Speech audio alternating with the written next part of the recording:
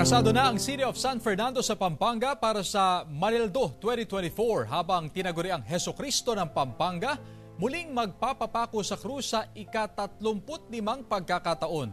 Tunghayan sa report ni Jeric Pasiliao ng GMA Regional TV 1 North Central Luzon.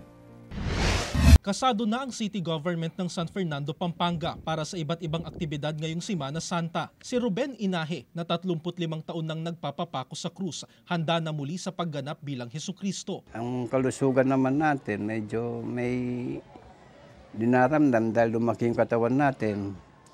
Hinihingal pagka nagbubuhat ng mabigat. Maliban sa Barangay San Pedro Cutud, meron pang 3 crucifixion sites na gaganapin sa Barangay San Juan at Barangay Santa Lucia sa Biyernes Santo. Dahil sa inaasahang mainit na panahon, naka-heightened alert na ang mga security at medical personnel.